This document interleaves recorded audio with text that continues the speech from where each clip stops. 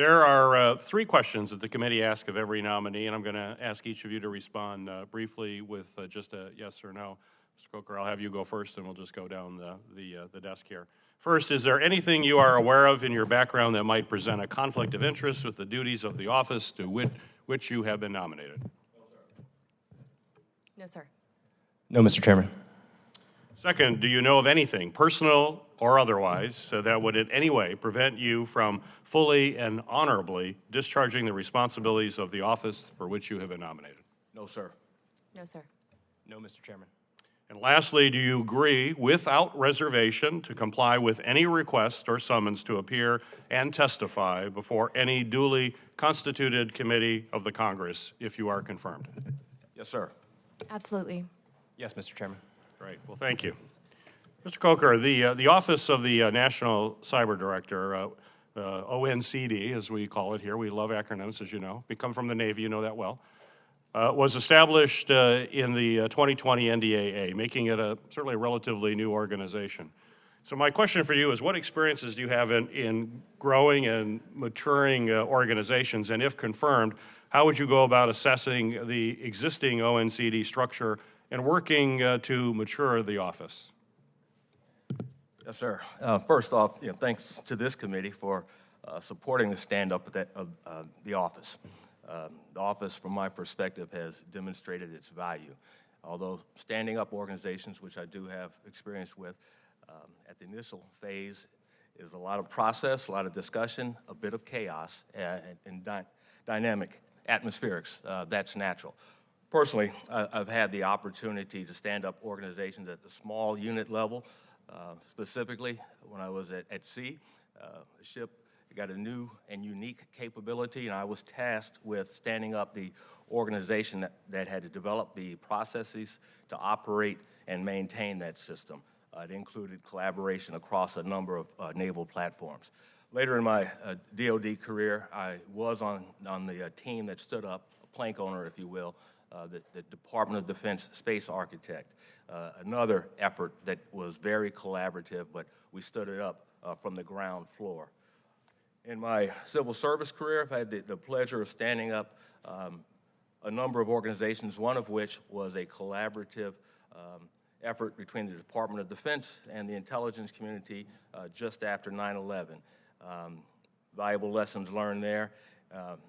My private sector experience includes work with startups, literally with startups, that are understanding the lay of the land and developing their business cases as they seek funds to address those business or use cases. And from the government perspective, in partnership with those startups, we saw the value in dialogue between public and private partnerships.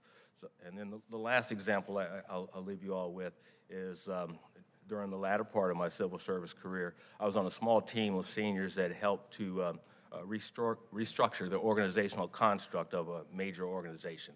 It was plenty of lessons learned there, one of which was it's difficult to over-communicate with the need for change and how everyone is involved in effecting that change.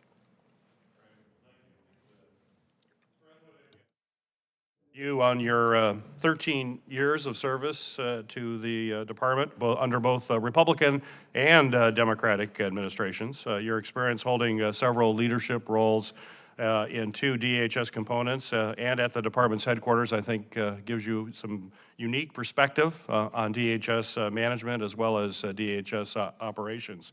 But for the purposes of better understanding of that experience, if you could tell us how your experience has prepared you to take on this particular role as Chief Financial Officer and the steps that you have taken to ready yourself to take on a much bigger role would be helpful for members of this committee to hear.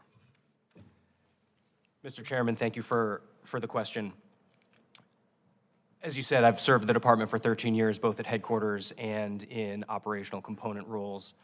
During my time as the department's Deputy Chief of Staff, I also led the department's budget development and budget execution, served as the primary senior level interlocutor between the department and the Office of Management and Budget. I've also critically been able to, and had the good fortune to, engage with our frontline workforce over the course of my many years in the department and have been able to understand what their needs are. And if confirmed as the CFO, what will drive me is delivering for our workforce. I've had the good fortune of seeing them out in the field, especially our frontline personnel. I understand what their needs are, large and small. I have good relationships with the department's component heads, both operational as well as headquarters, and I look forward, if confirmed, to being able to leverage those relationships in furtherance of delivering for our department's personnel. Extended period without a confirmed general counsel has significantly disrupted FLRA's ability to adjudicate charges of unfair labor practices all across the government enterprise. At one point, it caused a backlog of almost 500 complaints, which I think we should all agree is unacceptable. My question for you is, if confirmed, how will you approach the challenges created by such a prolonged vacancy? And if you could give this committee some idea of your initial priorities, if confirmed, that would be helpful. Yes, so the initial priorities, we were fortunate enough, the FLRA was fortunate enough to have an outstanding acting general counsel over the course of a couple of years who did yeoman's work in clearing out the majority of the backlog. In fact, I believe did clear out the backlog in its entirety until she was she had to step down from the position, I think, at the beginning of August. So it's my understanding a small backlog has developed, 50 to 60 cases right now. I think that is going to be the top priority of my term as general counsel, is to get in there and clear the backlog. And I am so fortunate to be able to rely on the expertise and on the staff who have just gone through this process to clear the 500 case backlog that was there. So 50 probably seems quite doable compared to that. So that will be the first thing that we knock out of the park, absolutely. Well, thank you. Senator Carper, you're right.